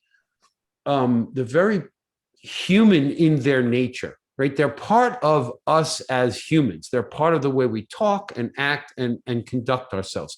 Money is not. Money is an outside thing, but we've invented it. We've created the construct of money. And we did it so we could get away from barter. We did it so that we could be prosperous as humans. We figured out that if we can just get on the same page on this thing called money, we all win. Everybody wins when there's a good money around. And humanity has prospered for thousands of years because humans created the construct of money. And they then had to say, okay, well, what does money look like? And we gave it physical forms. There was feathers used as money once, like hard to believe. This big thing in Saifedean's book, The Bitcoin Standard, he talks about these big things called rhinestones, that it's just a big giant chunk of limestone that was hard to find on one island in the South Pacific. And so people actually used this thing as money until, Europeans came along and flooded the economy with more of the same stuff. And it's the same story with the glass beads or the agri beads in Africa, a bunch of things. I mean, Robert Breedlove does a great job of explaining that in one of his articles. And so, we have seen that humans understood the concept of money, gave it a physical form, and then others figured out how to cheat around that physical form, figured out how to lie and get away with, enriching themselves while stealing the wealth of other people, right? So, it all leads to the fact that governments and central banks of the world have co-opted and gotten control over the monetary systems of the world without the average person being able to do much about it. Over the history of humanity, this has evolved this way, and we are now stuck with a system where there's a handful of people on this planet that control money. Until Satoshi Nakamoto came along and invented Bitcoin, or I like to say discovered it, because all of the elements that are Bitcoin were already here in one form or another. And he simply put the pieces of the puzzle together in such a way that no other human thought of before. People tried, as you and I both know. And then, Satoshi unleashed Bitcoin to the world, and a handful of people saw what it could be. And as I said earlier, people with enough integrity, enough honesty, and enough foresight to see that this would help everybody if we just could make it work. And we were fortunate that the first few people were not a bunch of cheaters and liars trying to just screw over people. They really, I think, from what I can see, really wanted this to work for all of humanity, and that they themselves might benefit by being involved in it, but so would everybody else. This is one of the best things about Bitcoin and about money in general. When we have a good money, everybody wins. There are no real losers. But we haven't had a real good money on this planet for a very long time. And gold was a good money, but it was corrupted hundreds of years ago when the first central bank of England was formed, and they started stockpiling the gold and handing out paper receipts in its place. And then some people figured out how to cheat that system in ways that no one could see, and they kept getting away with it now for hundreds of years. And now the cat's out of the bag. There's a lot of people that understand that this is a really broken system, and we now have this immutable money that no single group or single individual gets to control, which is a really important concept for the construct of money. You can't have somebody that can manipulate it, because then it doesn't have the honesty that we need it to have. And with Bitcoin, we now have the most honest form of an item we could use for the construct of money. Peter Schiff does not get this. He thinks that money can only be physical in its nature, like with gold, or it has to have some other use besides money. And that's so not true. It's really unfortunate that he doesn't get this. But money can be any form that humans agree on. We now have a digital version, the best form of money humanity's ever seen, and humans are beginning to agree on it. And I don't think it's ever going to stop. I think the more people that wake up to this understanding that this form of money is good for us, it's truthful, no one cheats it, and everybody wins by adopting it. Peter Schiff would like people to believe that you're going to buy it only to unload it on somebody later at a higher price. He talks about it like a Ponzi scheme. It's not that at all. This is your ability to take your labor and store it in something that nobody can debase, and then release it later in exchange for goods and services that somebody else will take and then store their labor in that same thing. The fact that nobody can add more units to this system makes this the best form of money. The fact that it's digital and can be sent around the planet over communication lines gives money the thing it's never had before, in the sense that there's no central authority controlling this process. We've had digital money now for quite a while, but there's always a central authority that gets to manipulate it, and it screws over the people who don't get control over it, right? The people who control the money screw over all the people who are forced to use the money. And governments, through their enforcers, force all of us to use the money they say is money. And now people are waking up to the fact that those people are not our friends. Those are the liars and the cheaters, the people with no integrity on this planet. They're stealing our wealth every day by just printing money out of thin air. You and I both know this concept. Everybody in Bitcoin understands this. And we're trying to educate the world about this stuff. This is really, really critical stuff. The entire world gets better when we have an uncorruptible money that nobody controls. And we now have it in the form of Bitcoin. I wish Peter Schiff could wake up to the fact that this is better money and he should promote it for the benefit of himself, his kids, and the rest of the world. But he is so stuck on his position that gold is the only thing that can be money. It's just really sad because he's going to be shown to be a complete fool. He's going to go to his grave never owning Bitcoin. He doesn't seem to care. I just listened to a episode of him with Greg Foss on what Bitcoin did. And just the whole time I kept thinking, man, this guy just doesn't see the bigger picture. And I don't think he ever will. But anyway, I'm going off on a lot of tangents here. I hope I covered what you were hoping for me to cover there. As you know, I can talk for hours. So cut me off, ask me some more questions. I don't want to bore the audience here. Hopefully I'm providing some value to some people. It's a lot of fun. I've been thinking a lot about, permissions versus rights. So, right now in the United States, we're free to go, but wherever you are, there are different, and it varies from state to state, but some states, it seems more like there's permissions and they can be withdrawn or given back at any time. Yep. New York City seems to be going under a lot of change from what I hear in the news. I'm from New York, outside the city, but I'm back in a while. What is your take on maybe what's happening in New York City? I don't know if you're seeing a difference, what's happening on Long Island, and, and even maybe the broader sense, what you see going on. Well, what I see generally is a handful of people who get to control the narrative. I don't believe most of what you hear on the news is truth. I believe all of it is manipulated because the money is manipulated. And so what you're seeing in different places like New York City, you got one man who's acting like a dictator, who's now saying that everybody has to show a vaccine passport to go live their life. The fact that it's blowing my mind that in what I thought was a free country, there are some people now saying that, they're decreeing by writing words on paper that you have no more rights. You don't get to live in society anymore. It's really kind of crazy, but, it all just ties to the money. The only reason that somebody like de Blasio can get away with this is because there's a whole bunch of New York City police officers that will uphold what he says because they get paid by the same money that he gets paid by, which comes from way higher up than their level. The central bankers of the world control the monetary systems, who then control the politicians through contributions and, campaign financing and all the other bullshit. And through that, words get written down on paper. And through that, they get enforced by people who will accept that money.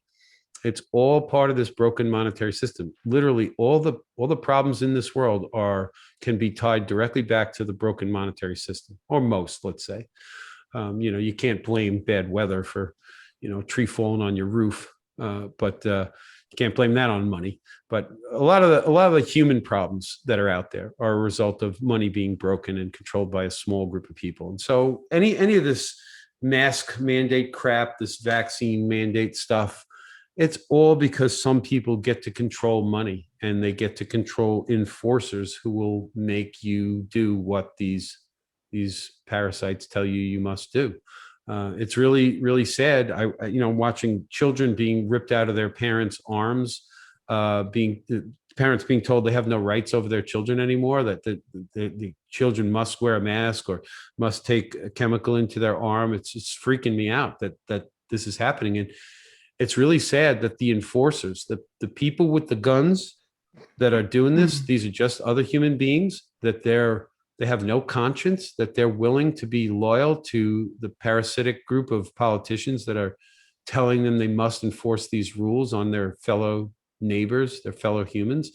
It's really, really, really a sad breakdown in the morality of society, the conscience of a lot of people. They don't seem to have a conscience. It's really sad and scary and disgusting. And none of it's going to get fixed until you take the power of the money out of their hands. And that's why I'm on a mission to educate the world about Bitcoin, because it's literally humanity's only hope. If we don't get an uncorruptible money that no one controls, if it doesn't become ubiquitous, This world is not going to change. The oppression of one group of people against everybody else will remain forever as long as they can control the money. And so society is not going to get fixed. And, fairness is not going to come back to this planet until there's a money that everybody uses that no group gets to control. It's as simple as that from my perspective. I wonder what you think about in terms of Bitcoin. I think we both agree fixes this and everything, especially in the long term. Yeah. I think in the short term, it fixes things for the individual. It's a path to the Bitcoin overlay, which can be, going to conferences, doing things like road trips, going to PorkFest with other Bitcoiners, meeting up at BitBlock Boom. But, it is creeping more into our lives, and we have less of these sort of choices. And I'm kind of curious what you think about, or what your experience has been like, kind of leaving, sort of like going into the Bitcoin overlay, and what your experience is. Because I've seen, this year you've gone on what seems like 3 journeys into Bitcoin outer space, and kind of getting to submerge yourself with other Bitcoiners. And, I'm kind of curious what your experience was like at PorkFest, and kind of, interacting with non-Bitcoiners at PorkFest, where they're sort of similar minded, and yeah. So the Porcupine Freedom Festival in northern New Hampshire, which is put on by the Free State Project in New Hampshire, was an awesome week-long festival I got to hang out in with a bunch of libertarians. And so these are people who believe that they should be left alone, like I do. I believe in the non-aggression principle. People should be allowed to do whatever they want as long as they're not hurting somebody else. So I believe in rules without rulers, right? We can agree on a lot of rules in this world that we don't need a ruler to enforce them on us. There's always going to be a need for enforcement at some level for those people who would break a rule and would hurt others. And so that's a little bit more of a complicated topic to get into. But generally speaking, I believe that humans should be allowed to do whatever they want as long as they're not hurting anybody else or affecting other people's persons or their property. And so I experienced that at the PorkFest up in New Hampshire. Everybody seemed to just get along. And I find that to be the case among Bitcoiners. And I think what happens when you understand Bitcoin and accept its truth, right? So Bitcoin to me is a truth machine.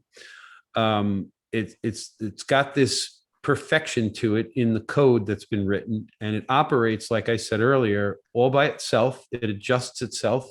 It essentially regulates itself, and humans have to coordinate around it, right? So if you want to operate with this system or within this system, you have to adopt its rules. And as soon as you adopt its rules, you recognize that there is a truth component to this thing that forces you to act in a certain way. It forces you to act in alignment with the system if you want to benefit by using the system. And so what I think happens to people is people that are naturally libertarian gravitate towards Bitcoin. People who are naturally hard workers gravitate towards Bitcoin because they recognize the truth in working hard. I think people that have integrity and are generally honest people gravitate towards Bitcoin, again, because they see the truth in it.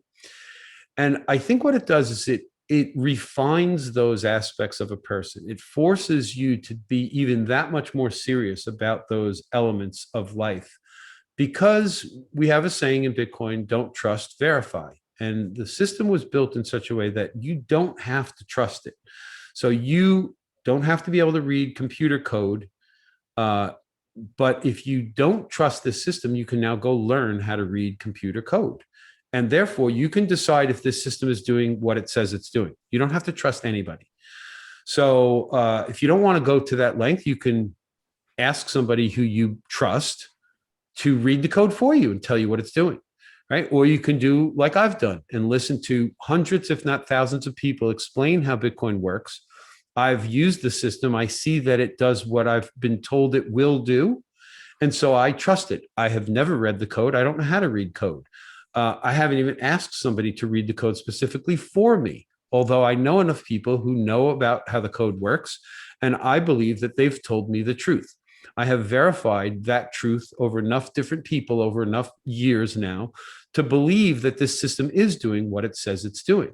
And so I've aligned myself with it, as have lots of other people. And in doing so, I believe it forces us to uphold those elements that are important, those elements of truth and honesty and integrity and trust and trustworthiness, because we recognize we are working with a system that we ourselves can't cheat, nor can anybody else cheat and keep it going. You can't use the rules of this system if you're going to cheat, because you'll get caught. We all know that there's nobody that can put a fake Bitcoin transaction into a block, because the entire world will just reject it. It won't fit. The math won't work, and it just won't fit. And people will just reject that person's attempt to cheat the system.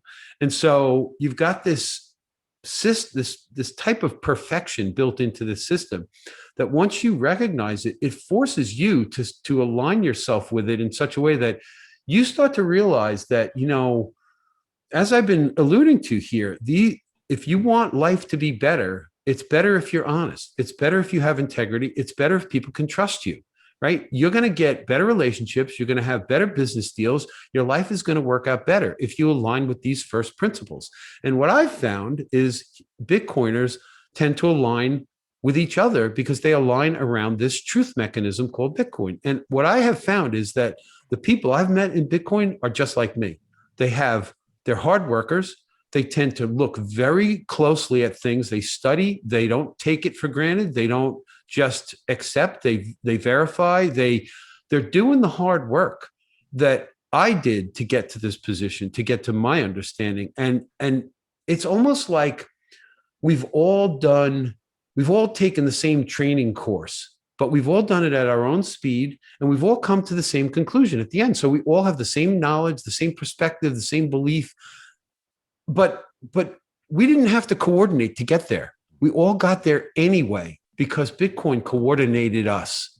And so these people are so ideologically aligned with me. When I talk to them, I feel like a kindred spirit to these people. It's just absolutely amazing. I don't think there's a person that's gone to a Bitcoin conference like I have that hasn't had this type of an experience. The experience of oneness with strangers that you've only ever interacted with online. I meet people for the first time that I've interacted with online for 6 months or a year and immediately feel like they're my family. Like I can hang out with these people for hours. We can go out to dinner. We can talk about a million different things. And somehow we seem just on the same page. And it's a really amazing thing to experience because you don't really see this coming. When you adopt Bitcoin, you have no idea that you're adopting a worldwide family that you are going to agree with when you meet them in ways that you don't even agree with your own family half the time. Like I've seen more dysfunctionality in families than I've seen in the Bitcoin community. It's crazy to think. And yet these are people that are like, brothers from different mothers. We're so alike. And yet we don't even have to have met before. And you just sit down with somebody that understands Bitcoin and you immediately are like on the same page. It's like a weird, I don't know how else to say it. It's there and other people feel it too. It's not just me. And so I felt that when I went to PorcFest in terms of people ideologically aligned on freedom and liberty. I feel that when I'm around Bitcoiners that are aligned around this new form of money. And I just think it makes everybody better. What I believe it does is it forces you to step up your game.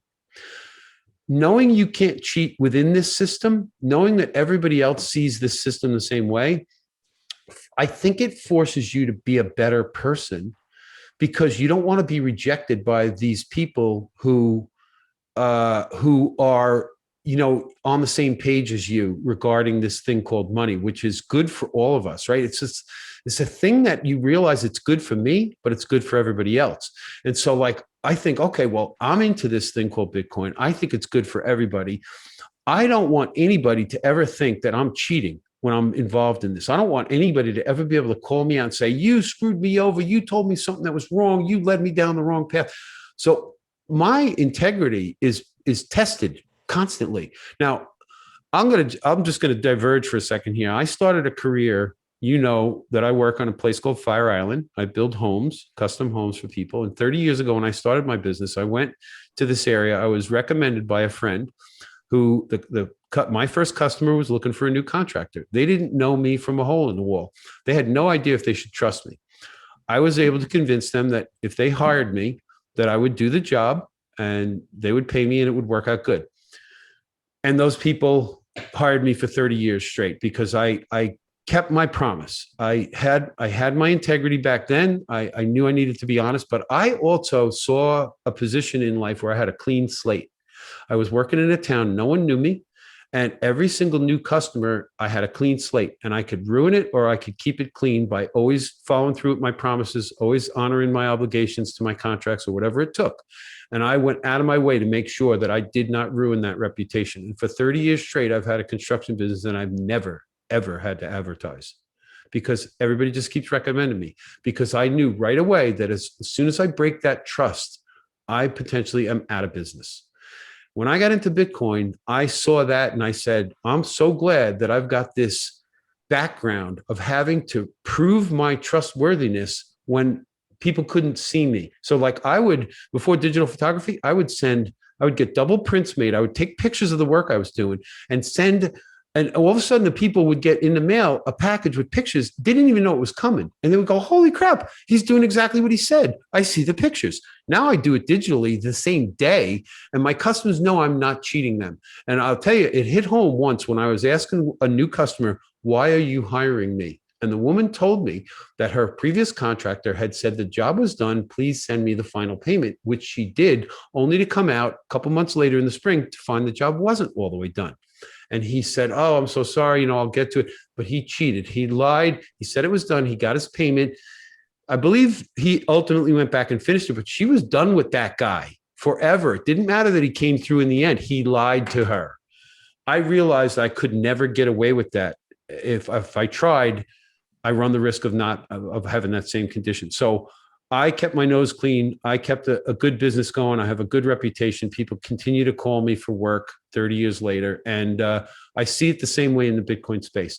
You got one shot to make it in this space. You screw up, it's going to be really hard to get your reputation back. We already know plenty of people that were highly regarded that have, they basically got kicked out of this community. It didn't matter how popular they were. We can name a handful of them very quickly if we wanted to right now. But it only takes one slip up and the entire community throws you by the wayside. And so I see this level of honesty and integrity that I've never seen in a larger group of people ever. And it comes through in complete strangers that you meet for the very first time and you immediately resonate with these people. It's like two musical notes that are meant to resonate together. Bitcoiners get along with each other. We see this for what it really is. And it forces all of us to live at a higher level or we're going to get kicked out of this community, like in a sense, right? I mean, no one can stop you from using the Bitcoin network. You could be the evilest person in the world, but the community of people, that's different, right? That's the group we belong to. These are the people we see when we go to conferences. These are people that are unique on this planet. They are the ones that work hard, that try the hardest to be honest and have integrity and work in such a way that benefits them, but also benefits other people. There's only one outcome worth shooting for in any interpersonal involvement with any two people or any two groups, and that is a win-win outcome, right? There's only 4 outcomes you can have in any interpersonal relationship or a business deal. Both people win, both people lose, or this guy wins and that guy loses, or that guy wins and this guy loses, right? So in all 3 cases, other than win-win, somebody's losing. And that is not a recipe for progress or future good relationships or anything else.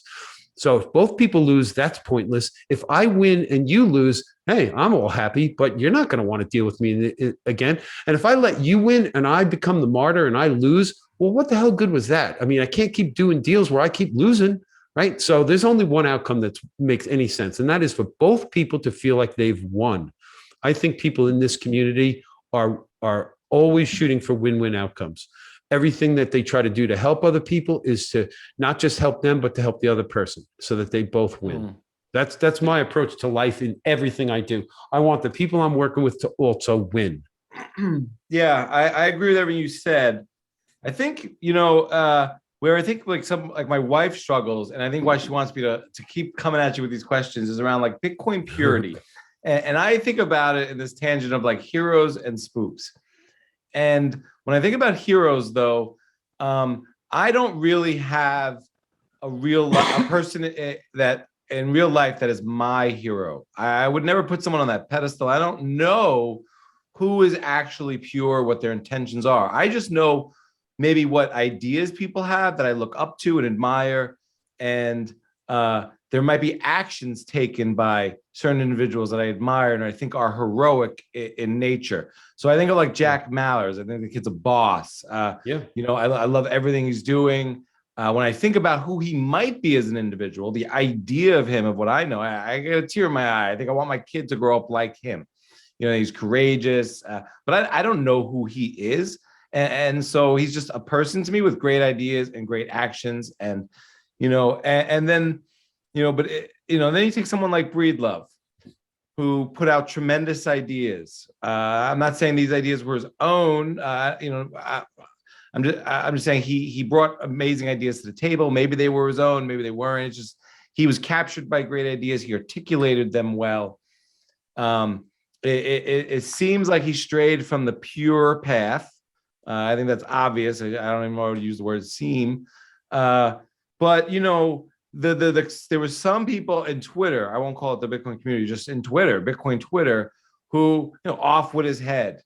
And maybe he interpreted those things as sort of like threatening in nature, or whether they were metaphoric or not, or comedic and not, or making a point or not. I'm kind of curious, what you think of in terms of heroes and sort of the toxicity, maybe that results from the purity in certain sectors of Twitter. And that's not Bitcoin. That could be in anything. Yeah, no, I agree. I have a similar position that you have regarding heroes. I don't have any. I look up to certain people, like Kelly Slater's the winningest surfer ever, and the guy is amazing. But he's just a guy. He's just really good at what he does, and I admire it. But he's not my hero. Anybody in this space, I think Thomas Sowell is one of the smartest, most logical writers, educators out there in the world, but he's not a hero. He's just a really good guy. And I think he's got great ideas. In this space, as I was just articulating, there is it's a narrow road we walk down in the Bitcoin space, right? It's very, very critical to stay true to truth and integrity. And the slightest step up, you get trashed by this community, because I think it might be unjustified sometimes. Maybe the standard is the bar might be set a little too high in some cases. But depending on how far over the line you step, I think that will determine the amount of toxicity that comes your way as a result of that misstep, right? So people that make very minor missteps, recognize them and apologize for them, they go away rather quickly. You mentioned Robert Breedlove, who I think is a very smart person, and I learned a lot from reading and listening to things he's had to say, whether they're his ideas or not. He's put them together quite well. His misstep, as you and I know, was with BitClout, which I consider just a shitcoin, just another pump and dump kind of experiment that's a lot of people that don't do their homework would get sucked into and lose money on. And the fact that he publicly stated that there might be some value there when it takes about 20 minutes to figure out there isn't. I mean, the guy should have just did the homework for a half hour, an hour. He never should have sent out that first tweet. He certainly shouldn't have tried to defend it like he did for days, if not weeks. And he basically just dug himself deeper into a hole that he put himself into. He could have easily avoided. Now, I can speculate as to all kinds of reasons why he did it, but it would just be my speculation. The point is, to get to your question, is the community just was relentless, because he went a little too far over a line that was a very clear line he could have figured out. He's smart enough to know. I personally think he already knew, and I feel like he was testing. He was trying to test whether or not he could get away with something. But the way he started it caused him to have to defend his starting point, which created him having to dig his heels in harder, which I think was the wrong approach. I mean, at the very first time he got called out, he should have just said, okay, wait a minute. Maybe I should have did a little more harm. He could have backed up right away. His reputation wouldn't have been tarnished at all. Now I think it's still fairly tarnished for a lot of people. Like, I personally don't really tune into his stuff anymore. As much as I might learn some good stuff, and he's interviewed some really smart people, there's so much content out there that I now choose to just listen to somebody else and use my time, because I don't know, man, he broke my trust in a sense, and he broke it in a very intellectually dishonest way, in my opinion, because the facts were out there. He could have easily done the homework. He didn't need to ask the Twitter community. He didn't need to talk about the fact that he was considering even joining the whole BitClout, thing. With any type of seriousness. I mean, he really just took it a little too far for this community. And I believe the purity that this community is trying to maintain with this uncorruptible monetary system, where not only are we trying to keep a trustable, uncorruptible monetary system going, we're trying to recruit people into it that also want to be that way. And I think it draws people that want to be that way in first. I think the Bitcoin community is full of people with high integrity, high moral standards, really good work ethics, right? The people that just own Bitcoin as an investment are not Bitcoiners. They still think in terms of fiat. They've put some money in there in hopes to get more money back, fiat money, right? I put my value into Bitcoin to leave it there because that's where I want to keep it. And I will spend it in the form of Bitcoin one day for goods and services, right? As money is meant to be used. It's not meant to be, money itself is not an investment. Money is a store of value and a medium of exchange. It's a place to put your labor till you want to use it later, right? You give your labor to somebody that give you something called money, and then you can buy groceries with it someday, right? So money is a representation of your hard work, getting up out of bed and going and doing some work for somebody and providing value on the planet, and it turns into money. And then you store it and then you use it someday. You don't take your money in this day and age. We have fiat as our most people's money. You don't take that and buy another form of money to get more of the first type of money back later on. That's not what money is meant to do. Money is meant to store your labor, and you keep it there until you're going to buy goods and services with it. So people that see Bitcoin as an investment don't see it for what it really is yet. And those are not Bitcoiners yet. Those are not people with the highest levels of integrity yet. I mean, maybe they do have high levels of integrity and they just don't see it yet. I don't want to bash people that are honest, hardworking people that just don't see Bitcoin for everything that it is just yet. But there's enough people out there that are scamming, that are just, like Peter Schiff thinks, that are just trying to unload it to the next guy for some more fiat dollars someday. So I don't believe people that are true Bitcoiners see it that way. I think they see it the same way I see it, that this is a place to move value to forever until you're ready to actually live off of it, if you're ever going to do that, or you leave it to your heirs someday. But it's the form of money you want your labor to be stored in versus the one that the governments force us to use now. So yeah. I hope that answers your question. Yeah, man. I think with the Breedlove thing, I do think he gambled. I think it was sort of an intellectual gambit on his part. I think, he thought maybe with his credibility and his stature, he could kind of make it look like a gray area. Yeah, I think he was counting on that. I honestly do. And I think there was a part of him that was like, fuck it. I kind of want to just, I don't care if I lose it. I don't know how much he thought about the cost benefit and the real calculation, because it didn't seem like a lot of value was on the line, or even perceived value. Just reputational value more than anything else. Right, which is a hard thing to perceive, how much reputation you have before and how much your reputation will carry you through whatever it is. Yeah, it's true. He might not have lost much of any. I kind of want to just clear out. I do think he had a lot of amazing takes, and I didn't mean when they, I do think ideas have people don't have ideas, but I think he brought a lot of things to the table. He didn't invent the number zero, but the way he kind of analyzed and looked at things, the way Brandon Quittem didn't invent mushrooms and horizontal genetic transfer, but it's a way to look at Bitcoin through a different lens. Yeah, no, I think those guys are both great. And I learned a lot from that. I love that stuff. And I would shake Robert's hand and thank him for that. But similar to you, like, he doesn't get a lot of my attention right now, or any of it really. And I think it's funny how, I think his followers has actually grown. And I think that speaks to just how many more shitcoiners there are, and how many people even enjoy maybe seeing, someone attack or get a rise out of the Bitcoin community, whether they've rationally thought through these things or not. Well, possible. The other things, I'm still trying to get my head around this spook thing, and there are spooks everywhere, and the Jason Lowery thing, and that was kind of interesting. And the only reason I put those two together is the way I came across Jason Lowery was from a Breedlove tweet. So he was brought up Jason, and kind of building on that a little bit. I think on Twitter, some of the most fun and toxic stuff I see you post.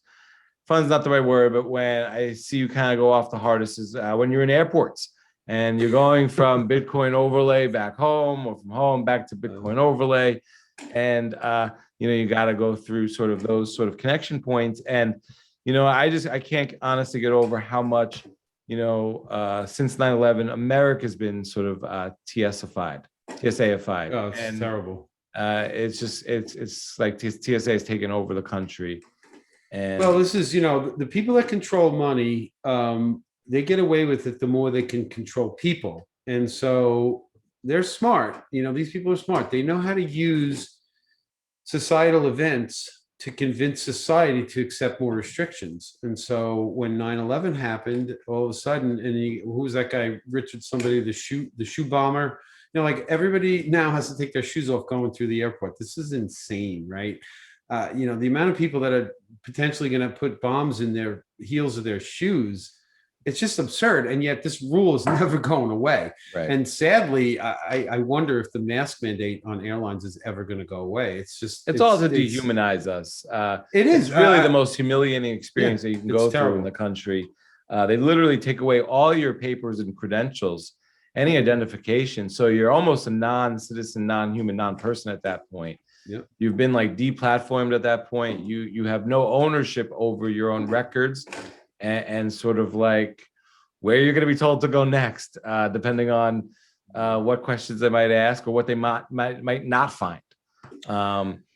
Because they pat down my shoulder, and I don't have metal in my shoulder, and I've gone through the machine on down to Dallas. They pat me on the left shoulder, and on the way back it's the right shoulder, and I don't know if there's rhyme or reason to it, and then the kids, they don't have to take off their shoes. So none of it makes sense. I mean, if you're that determined, but so just on sort of like that note, my final question to you is, like, do you have, any advice for families or, young couples or just single people looking to make friends or connect, or just any advice for people out there just kind of dealing with the world right now, or just that you've kind of gained from your life experiences, and with that, then just also let people know where they could find you.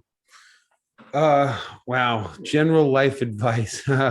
Well, I would say a couple of things. Work hard at something that you enjoy and get good at it so you can provide value to the world. And if you're good at it and you provide value, people will pay you. And so that you can buy the things that you want. So that would be my very first piece of advice. Be honest, build relationships around that honesty.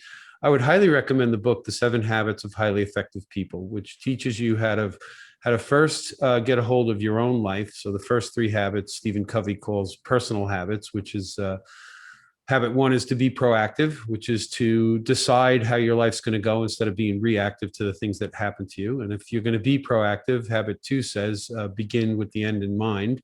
So you actually have to set goals and you have to decide how you're going to get from here to there. I think smart, successful people do this all the time. And if you're going to begin with the end in mind, habit 3 says to put first things first, which is you having to prioritize, and which means you have to sit down, analyze your life, make a bunch of lists, and decide, well, if I want this thing next month, but I want this other thing in 2 years, and I want this other thing in 10 years, how do I use my time today? How am I going to be proactive and productive to get me all those things I want a month from now, a year, 5 years, or 10 years?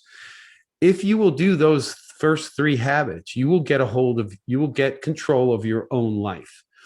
And then you can move to what he calls the public habits. So habit 4 is to seek win-win. I mentioned this before. The only interpersonal relationships you should strive for are ones that you win and the other person also wins.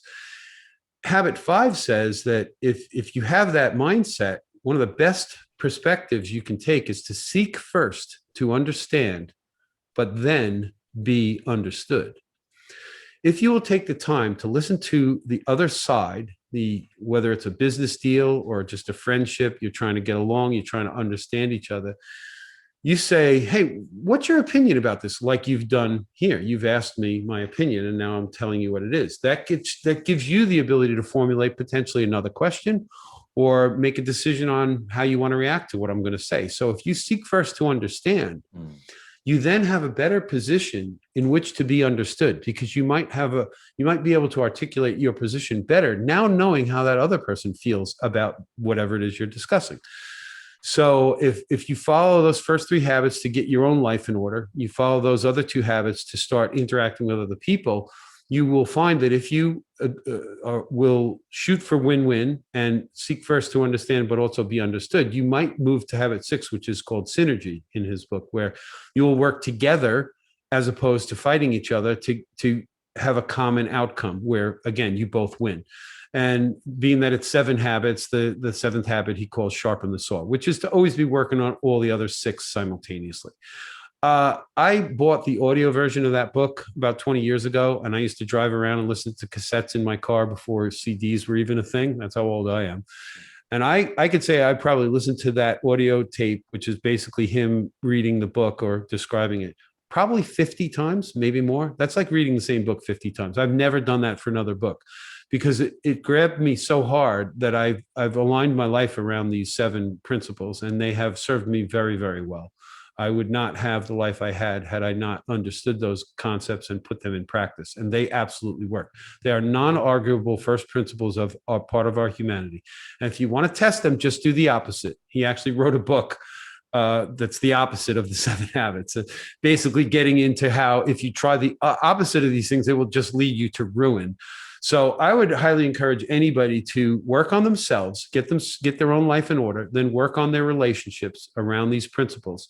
If you will do that, if you will live an honest life with integrity and good work ethics, you're going to have a better life. You're going to have better relationships, and you're going to have more success, and you're going to get the things that you want in your life a little bit easier than if you don't align with these first principles. So that's my general advice to anybody that's listening to this right now is, work on yourself, get yourself in order, and then work on your relationships, and you'll watch everything else will fall into place around that. Of course, if you're going to go out and work hard, you're going to need to save your money in something that's not going to get inflated away by the government. So learn about Bitcoin, right? That's probably the next most important thing you could do with your life is learn about money, learn about this thing called Bitcoin, and align yourself with it, and watch how everything just gets better and better and better. It's not too late. The value of a Bitcoin is up there pretty high, but if it's going to millions of dollars per single Bitcoin at 40 some odd thousand, where it is now 45,000 as I look at my chart, it'll seem really cheap in 5 or 10 years, and you're going to wish you had bought as much of it as you could, even at this what seems like a very high exchange rate for US dollars. 45,000 US dollars for a digital file seems pretty crazy when you phrase it that way. But when you recognize it, it's a monetary system that the world is adopting that will allow you to store your labor for the future and not have it to be debased by a bunch of people who control the system, because in this case, the system is controlled by math and you don't have to worry about some person mucking it up. It's going to change your entire future. So fix yourself, fix your relationships, and then get on board with the best money humans have ever created, and watch your life just get better and better and better every day, every week, and every year from here on out. Yeah, man. I'm stacking as you talk. Though you're a little bearish there on only a few million in 5 or 10 years, but we'll see. I expect hundreds of millions of dollars for Bitcoin. I think everything divided by 21 million one day, every value on the planet is going to be divided into 21 million Bitcoin. So the value of a single Bitcoin in dollar terms is going to be astronomical, but we won't even look at it that way. Yep. The world will just get priced in these units of Bitcoin. Just to come full circle, we did the Thanksgiving show last year. We'll have to get the gang back together this year. Sure. But just to ask you a little early, because, I want to end a little bit on an optimistic note. What are some of the things, or what's one thing you're thankful for in 2021 that maybe is different than in 2020 when we last spoke about it?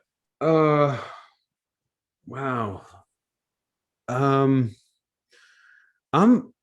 thankful for my life, my friends, the progress that I've seen in the Bitcoin space and in my own life. Like, I can see how I'm changing things for me that will unfold for a better future for me. Choices that I'm making now that I probably wouldn't have made a year or two ago, because I keep learning, I keep growing, and I keep refining my perspective on this crazy world around me. And I'm it's like a pilot who's flying across the country. You don't set a course on a compass and then stick to that course. You have to make adjustments. The wind pushes you off. A sailor out in the ocean, same thing.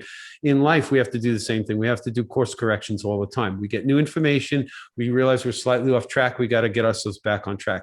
I did it with my health. I changed my diet around. I lost a lot of weight. My surfing got better.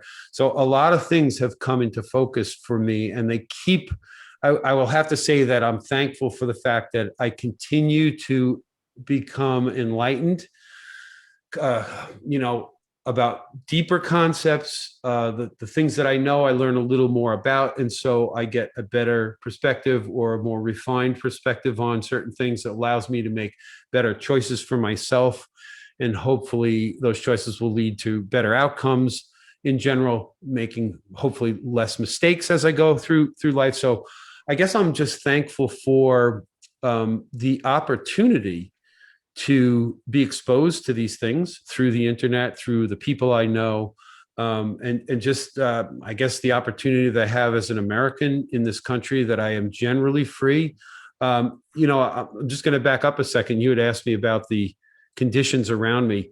I'm shocked that for all of 2020 and this year, I have gotten away with not wearing a mask everywhere I go, which is amazing considering I live in New York, of all places. Now, I've had to put on the stupid face diaper to get on a plane. There's not much I could do about that. A couple of people have asked me to come into their homes, and I either didn't go in or I put the mask on for them because it's their personal home and it's their right to ask for those kinds of things. But generally, businesses and whatnot, I've got almost no pushback, which tells me that most of society thinks this is a bunch of bullshit, and they're not willing to confront me over it. I don't know. I've had a handful of interactions, but for the most part, I'm very thankful that I've gotten to live basically freely. I've gotten to go surfing every day I wanted to go surf. The beaches were never closed. I was never made to stay in my home like Australians are getting arrested for if they go outside for more than an hour or something. I'm like freaked out that that's actually happening in this world today, in a country that I thought was just as free as America. I feel bad for all those people, but they've got a bunch of power hungry parasites that want to control life around them and force other people to do what they say. I'm blown away that I've gotten away with this living in New York, of all places, but I'm very thankful that I've been able to basically live the life I've always lived, except I've had to deal with the craziness, like mentally. I've had to cope with it and be in constant amazement at the craziness all around me. And yet I thankfully have been basically left alone. The supermarkets always had food.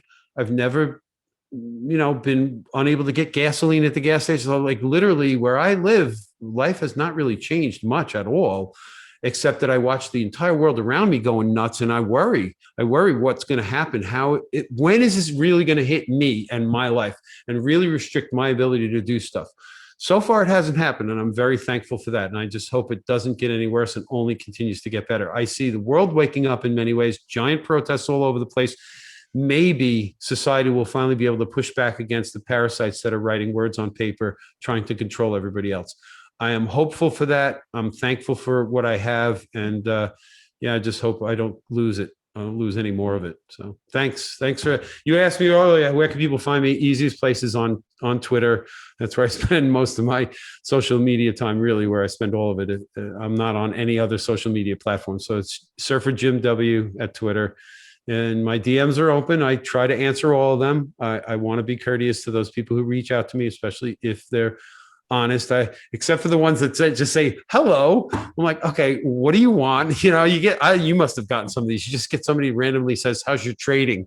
Okay, yeah, like that's just some kook out there that I don't need to interact with. But yeah, for the most part, I love the interaction. I'm willing to talk to anybody about this stuff. So if you're interested in my opinion or philosophy, hit me up. I'm happy to talk to you about it. So thanks for the opportunity. This has been a long interview, but I've thoroughly enjoyed it because I love talking about Bitcoin, and I love the ability to just ramble on and on. So thanks for giving me the opportunity. I just hope your audience isn't bored to shit listening to me.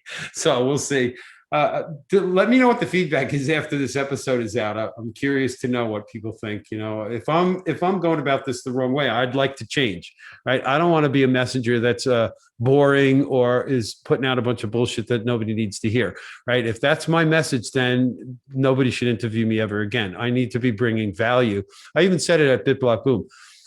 Those people sat there in the audience. Their time is very valuable. For me to go up there and for them to listen to me, I better be bringing value to those people, or else I'm wasting their time. And that is not something I want to do. I have no interest in wasting anybody's time. I only want to bring value on this planet and hopefully get paid for it when somebody feels it's worth it.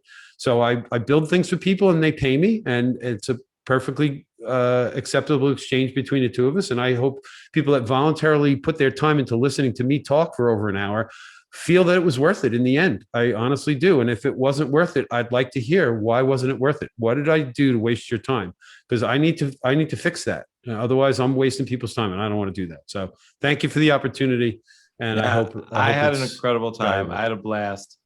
I think everyone else will too, but you heard it from Jim, from Surfer Jim. Let him know how you feel. He loves getting it in the DMs, and he just wants to hear the feedback. So I can't tell you how much I enjoyed this Surfer Jim. This has been dope.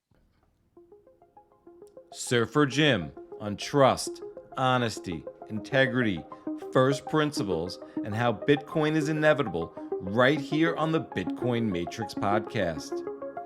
This episode was brought to you by LEDN, Bitcoin Magazine, and the Bitcoin 2022 conference. LEDN.io is a secure, simple, and easy-to-use platform for managing and growing your digital wealth. If you want to see what it's all about and get $50 free in USDC when you take out your first LEDN loan, head over to start.ledn.io/Bitcoin Matrix. Last year, around 13,000 Bitcoiners came to celebrate Bitcoin at Bitcoin 2021.